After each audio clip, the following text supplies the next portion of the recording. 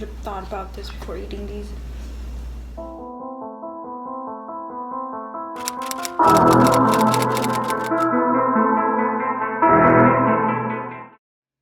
Hello my fellow crimesters, welcome back to my channel, or welcome to my channel.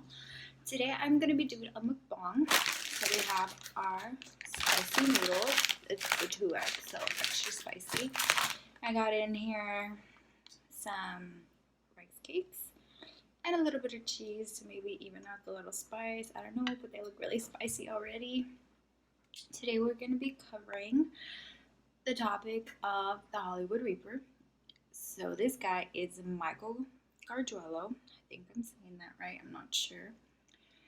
But it's a case that is currently ongoing. He is during trial right now, but it's something that kind of hits close to home since I'm not too far away from LA County.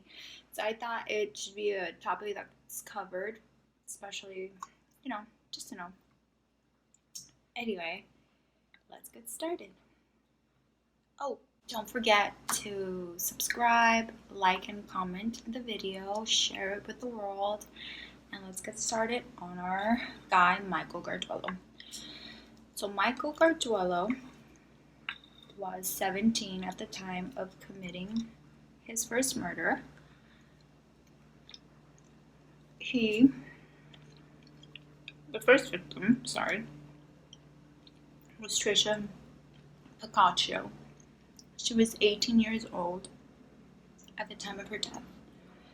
So the night of August 13th, 1993, which was a Friday night, Trisha got together with some friends because they were going to go out and celebrate that it was the last event of the summer. They had all just graduated high school. They were going to start a new chapter in their life. They were all going to go off to college. So they got together. They went on a scavenger party.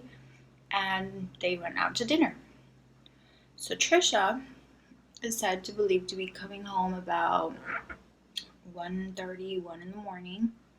She had her keys in hand. She was going to use the side door to her home because she didn't want to wake up her family. However, at footsteps of her door, she didn't manage to get back inside. She was attacked that morning, and she was stabbed about 47 times. The next morning, after the attack, her dad was on his way to his vehicle, and he decided to use the side door exit when he found the body of his daughter right outside their home. He couldn't believe his eyes. He was shocked. He screamed. His son Doug ran out to see what was going on, and they both just saw Trisha on the floor. So of course to call the police. Police make their way. So now there's a crime scene in front of their home, and our friend Michael happens to be the Piccaccio's neighbor. So he's witnessing all of the crime scene. He's very attentive to the crime scene. He's looking at it through his window. Here's the crazy part. Michael was actually really, really good friends of the Piccaccio family. He was one of Doug's best friends. So the morning of the crime scene, Scott Wilson, I'm not really too sure on the last name. He was also a good friend of Doug's and Michael's. So he calls up Michael and he's like, "Hey, can you believe it? What happened?" He's like, "Are you seeing all this?" Because he knew he was his neighbor. And Scott says that there was nothing weird about Michael's reaction. That he was like, "I know, I can't believe it. Who would do that to her?" He was just in shock, the same as Scott. But he was good at hiding what he had done, I guess. Anyway, yeah, Michael was best friends with Doug, which is the brother of Trisha. So he killed his friend's sister. He practically was raised with the family. He would go over for dinner. He would play when they were kids. Like, they all got along. Like, him and Trisha weren't friends, but you know, they had that acquaintance. Like it was said that a couple times they drove Trisha to her boyfriend's house. She was a year older than them, so to her they were just Doug's little. He was just Doug's little brother's friend or something, and it became evident eventually to the family that something was off with Doug. After a year after her murder, he started going over to the house and giving them presents. He would give them flowers. He would give them like objects for their home. It was like really random. They thought it was strange that he would be doing that, especially since he had never ever done that before. So now they were starting to think like, could Michael be involved with the death of their daughter? But Michael's smart. He knew that they were onto him. He knew that the police was also considering him being a suspect. But I mean, he knew that there was nothing at the crime scene that would track his trace back to him or whatever. But he also knew that the family had another guy in mind from the block. He was another kind of off kid who had a crush on Trisha. So when Michael was asked questions by the police, he knew the right thing to say so that the police would target the other guy instead of him. So the other guy became a main suspect, and Michael, you know, he hid in the back. He was in the shadows, or whatever you want to call it. But things kept getting weird. So like 5 years after Trisha's murder, Michael showed up to their house, and he was like in a frantic state. I don't know. He kept telling them that he needed to tell them something, but Trisha's dad wasn't there. So he said he was going to wait for him. He wanted to have both mom and dad there to hear what he had to say. However, when Mr. Picasso got there, Michael's family happened to be there as well. I don't know if mom had called dad and told him something was weird, but point is, Michael's family was there. So they told Michael that they needed to go. And they left. And soon after that, Michael moved to California. But the family still found Michael's actions really strange, so they had notified the cops right away about like what had happened. And the cops were gonna get DNA samples from him, which I don't know why they didn't get them to start with. But basically, when he moved out, it made it more difficult for the police to go and get these samples. So now he was in California, and they had no idea where in California he was. So he's in California now. It's been years after the death of Trisha. No DNA evidence, nothing was found in the crime scene that could convict Michael or anyone of the crime. So I guess he feels like he got away. So this brings us to our second victim, and maybe the most heard of because of her affiliation with Ashton Kutcher. Her name was Ashley Ellerin. She was 22 years old at this time. Michael was 24. It had been 8 years exactly after the death of Trisha. So, Ashley was a student at Los Angeles Fashion Institution of Design and Merchandise. So she was all about the Hollywood world, glam, parties. She was free-spirited. She loves going out to the clubs with her friends at night. So she got the attention of Ashton Kutcher, who was 23 at the time. You know, in the interview and the articles, they say that it wasn't strange for Ashley to catch the attention of celebrities, and I guess common people. I don't know what you want to call them. They mingle together. They live in LA and Hollywood, so of course they're gonna cross paths, and she just happened to cross paths with Ashton Kutcher, and he happened to like her. So the night of February 21st, 2001, it wasn't strange that Ashton had asked her out on a date. It's spicy. It was Grammy night. So he had asked her to go with him to a Grammy after party. And he was going to pick her up around 10:40ish, or 11 o'clock. So that night, he arrives at her home. He knocks on her door, and there's no answer. So he finds that a little odd, like he didn't think she was upset at him or anything. So he knocks again, no answer. But before he leaves, he looks in the window of her apartment, and he sees that it's kind of a mess, which he shrugs off. And he also sees what looks like spilled wine. So he doesn't think much of it, and he goes. However, the next morning on the news, he finds out what happened to Ashley. So her roommate walked into the apartment to find Ashley's body lifeless.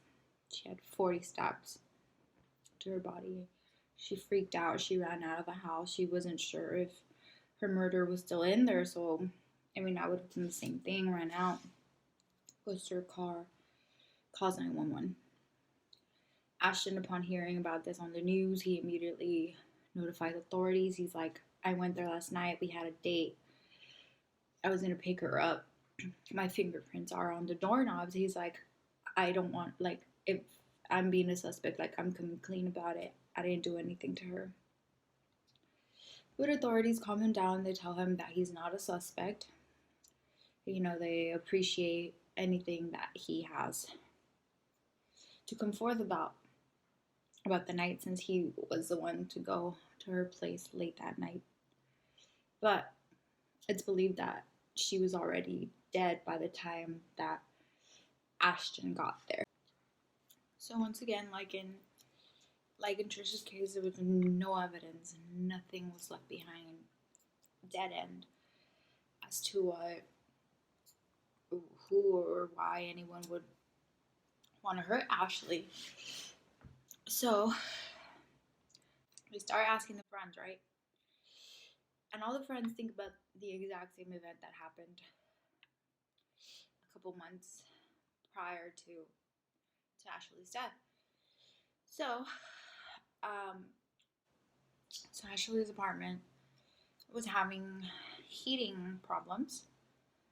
So she had contacted a air and heat repair, right?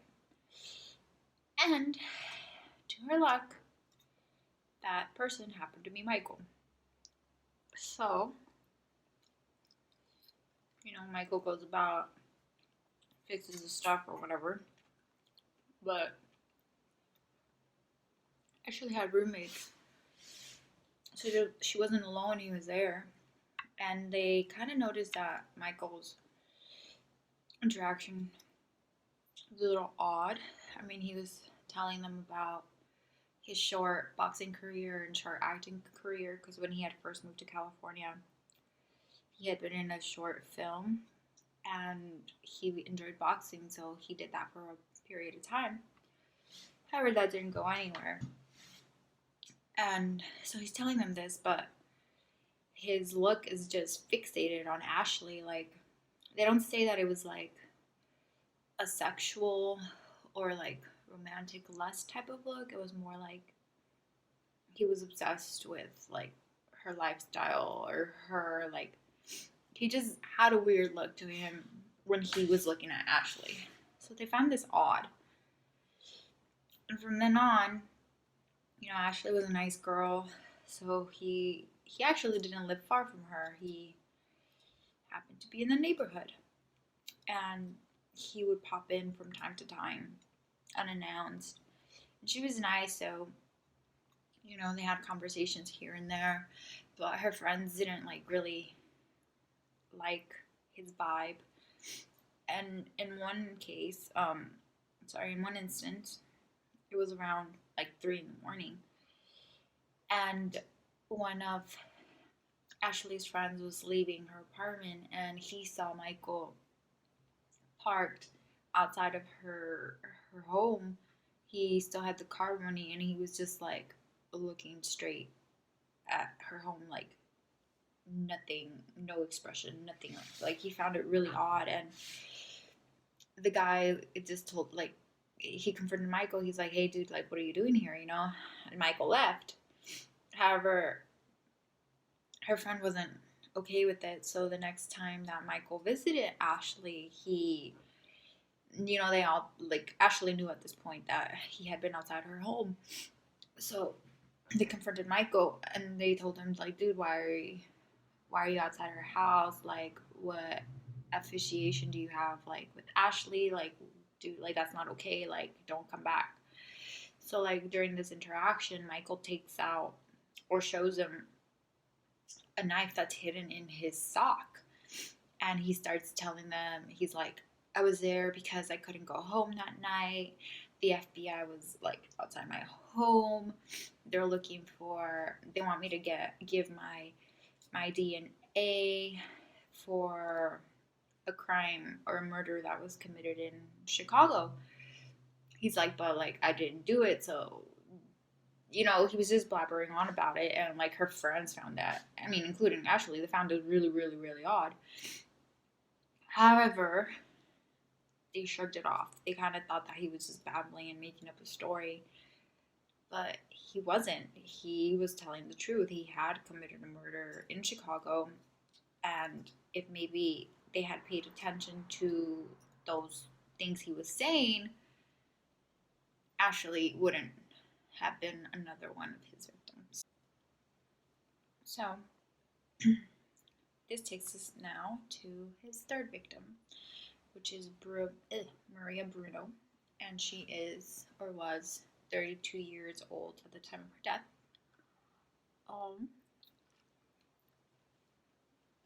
She lived in the suburbs of LA in El Monte. She was a mother of twins, a 4-year-old and a 5-year-old. And she had her husband. However, they had been experiencing some troubles in their marriage, so at the time they were separated.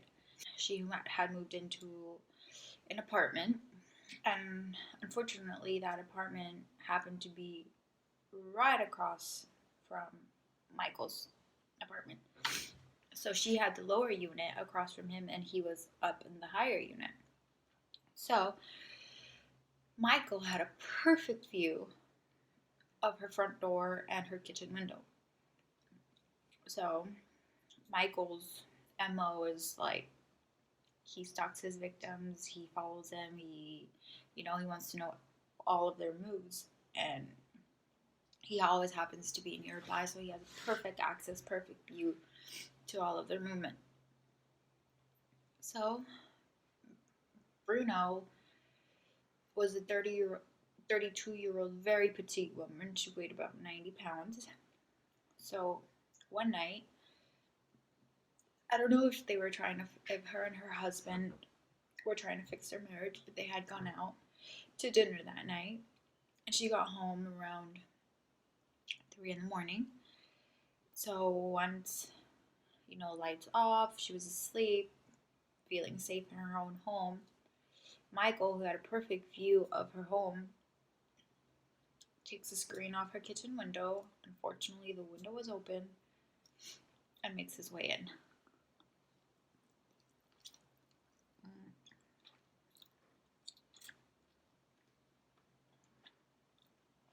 This is practically any girl, any woman's fear. for a strange man to just come into your window and attack me. And that's exactly what happened to Maria. So he stabbed her multiple times, as he has done to his other victims.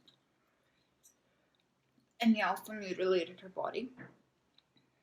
So the next morning, her estranged husband, he was the first one to go and see Maria. It was about 8 in the morning, and he sees the screen of her window on the floor, so he's like, whoa, that's weird. He opens the door, and he sees Maria stabbed multiple times. Her throat was slit, and one of her breasts was cut off and placed on top of her mouth. So this is definitely a horror scene. Husband automatically notifies the authorities. Of course, authorities see him as a suspect because he's a husband, they were having problems, whatnot. But no evidence in the crime scene demonstrated that it was a husband or any other person. However, this time, outside, a couple steps outside of Maria's apartment, there was a blue elastic bootie that's placed for the shoes so that they don't leave footprints or anything. And it had one drop of blood. And that drop of blood matched to Maria. But there was no other evidence that could trace to anyone, so it was another dead end. So all these three crimes have left no evidence whatsoever. They leave the police going in circles. They don't know who to pinpoint. None of these women have enemies. They're all sweet, young, attractive girls that no one has a reason to try to hurt. And then same brings us to our fourth victim, last victim as well, Michelle Murphy.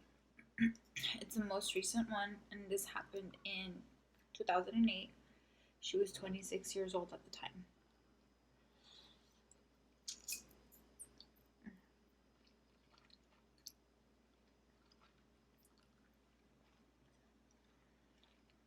So same MO as the other victims.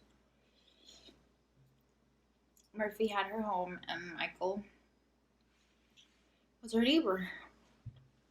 So one night, Michael notices that one of her windows to her apartment is open, the top window. But he manages to get inside, so he planned it out. He's going to go into the top window, and then he's going to exit out through her front door. Her front door had steps leading out to the parking garage, I believe, and so it was like an easy exit for him. So he goes in through her window. Michelle is sleeping, of course. I think this is around like 11, like not even to like 11:40, because it was before midnight. So Michelle's sleeping, and she's awakened to a stab on her side. So of course anyone's gonna react. Once she wakes up, all she feels is just more and more stabs to her side, to her chest. But unlike his other victims, she actually reacts. So she starts fighting back. She uses her hands to stop the knife from penetrating her vital organs, and so she's grabbing onto the knife. So her hands are bleeding. She's getting cut, and Michael's surprised at the fact that she's fighting back, but while she's using her hands to defend herself from the stabbing wounds, she manages to get her feet from under her, and she pushes Michael off of her. So then Michael doesn't really know what to do, so it's said that he says, "I'm sorry," and he books it. He runs out the front door. However, in the process of the fight, he also gets cut. So the knife cut him, So he leaves a blood trail. Should have thought about this before eating these. I'm trying to talk. Okay.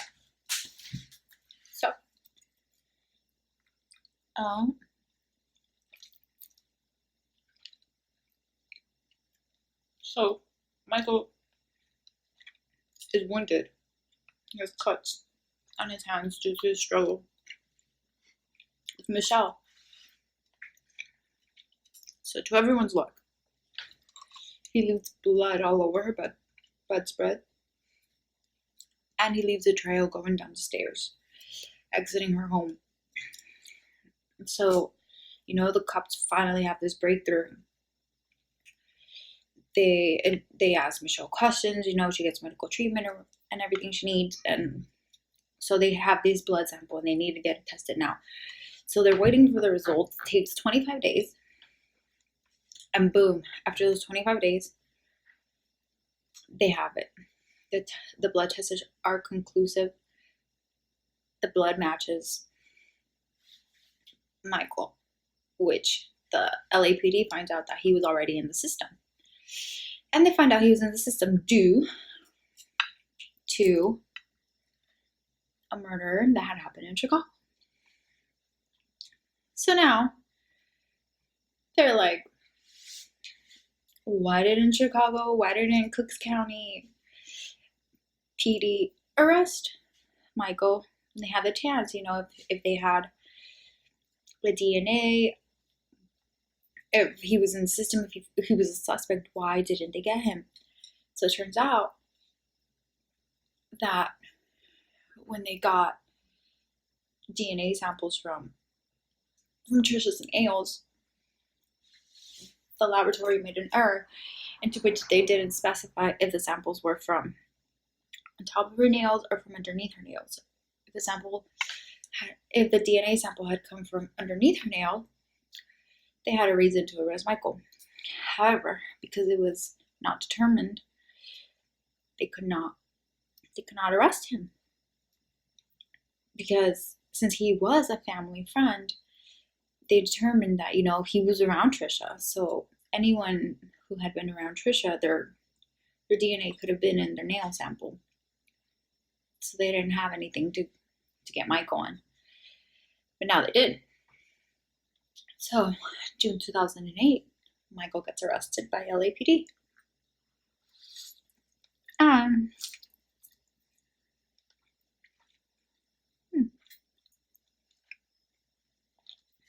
he's not surprised at all. It looked like he expected it. Actually, it seemed like he was just wondering which of the crimes he was getting arrested for. So now, he's in custody of LAPD. He claims he's innocent.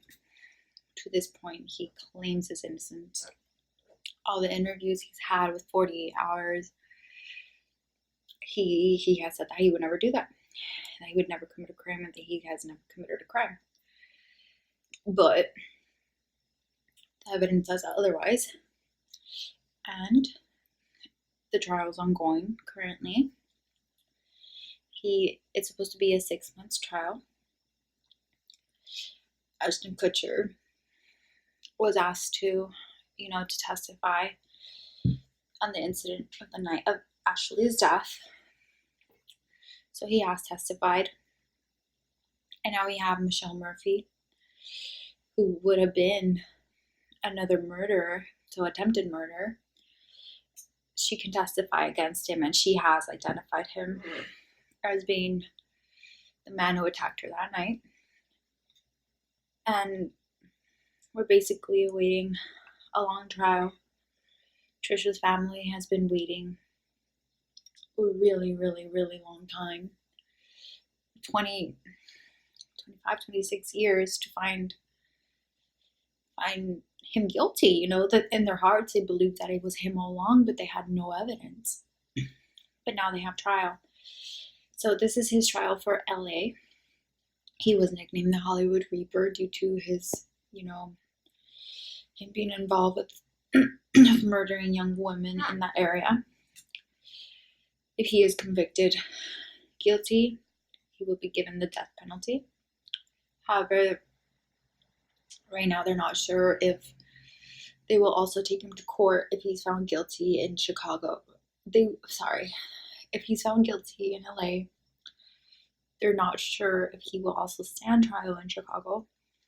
However, Trisha Picasso's parents want him to stand trial because, yes, even though he would be getting the death penalty for committing those terrible crimes to all the women he hurt in LA, they feel like their daughter needs justice as well, and they want him to have a trial in Chicago. He's currently like in his 40s at the moment, but he still claims that he's innocent. If you look at his interviews, if you look at the court, the clips of the court cases, his face is just emotional. It's like nothing. People that knew him mentioned that he had like two sides to him.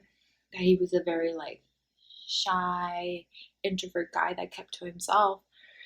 But there were times where they would just see like a switch in him, and he turned into like this person that they didn't have any emotions, that they didn't even understand, and he would just do anything to get what he wanted. So that, my friends, is the Hollywood Reaper. If you have any questions, comments, concerns, I don't know, leave them down below. Subscribe. Let me know who you want me to cover next.